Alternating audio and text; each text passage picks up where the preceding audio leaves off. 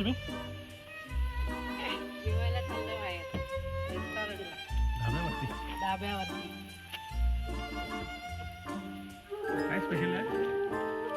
काय स्पेशल, नातवंड आले तर म्हणजे चाललोय आम्ही बाहेर डाब्यावरती. इथं दोन्ही बनवतो. ओके.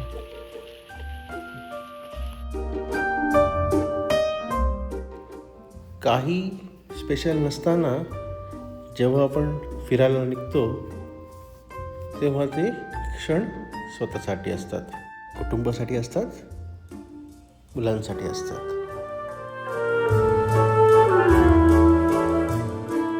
आणि निसर्गाच्या सानिध्यात आणि ह्या मोकळ्या हवेत हे क्षण अधिकच अविस्मरणीय होतात. ही बघा, गाडीमध्ये गाडी चालली आहे.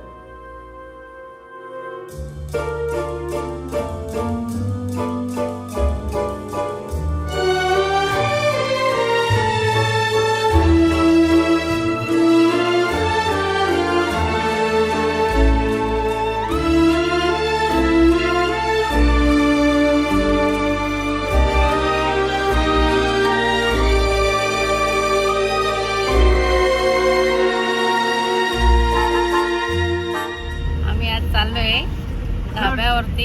रेस्टॉरंट आहे पायटा पायटाला जाऊया की पुढे दुसरीकडे जायचं?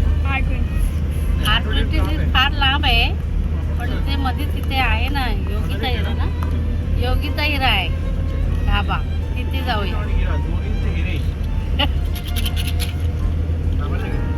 घेतलं सगळं. चर्चेनंतर आम्ही सगळ्यांनी डिसाईड केलं की हे चणेरा रोहा रस्त्यावरील पायटा हे रेस्टॉरंट जाण्याचं. तिथे आल्यानंतर आम्हाला हे बरं वाटलं. रेस्टॉरंट झाडाखाली आणि AC नॉन AC दोन्हीची सोयी असणारे हे रेस्टॉरंट आहे आणि सुंदररित्या आंब्याच्या झाडाखाली हे बनवलेलं आहे. तर आम्ही इथे आलो आणि जेवणाचा चांगला आस्वाद घेतला. मुलांनी पण तिथे काही एन्जॉय केलं आणि गप्पा गोष्टी केल्या आणि ही एक छोटीशी मेमरी बनवली.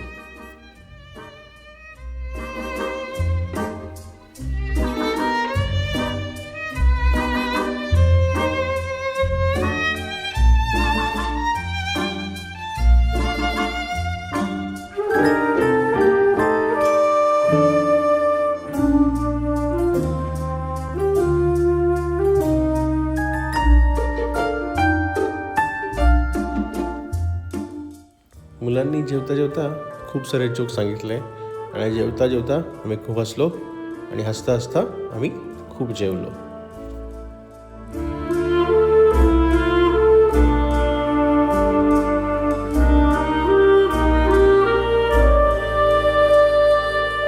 आपण घरी जेवतोच आणि घरचं जेवण हे नेहमी सकस असतंच, पण हे धाब्यावर येणं आणि फॅमिली रेस्टॉरंटमध्ये जाणं, फॅमिलीबरोबर वेळ घालवणं हे काही स्मरणात राहणारे क्षण असतात. त्यामुळे थोडंसं आपण म्हणतो ना की थोडंसं कधी कधी आपण सकस आहार सोडून हे काही मौलिक फॅमिली क्षण एकत्र केले पाहिजेत आपण. आणि हे क्षण आपण खूप वेळ जगत राहतो आणि असं महिन्यातनं एकदा दोनदा असे क्षण आपल्याला जगत राहिले पाहिजे, है ना? तुम्हाला काय वाटतं?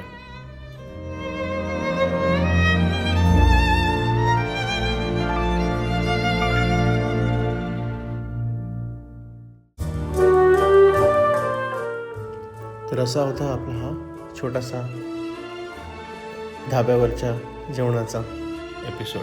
हा तुम्हाला कसा वाटला आम्हाला नक्की कमेंट करून सांगा आणि असे प्रेमाचे क्षण जगत राहा. धन्यवाद.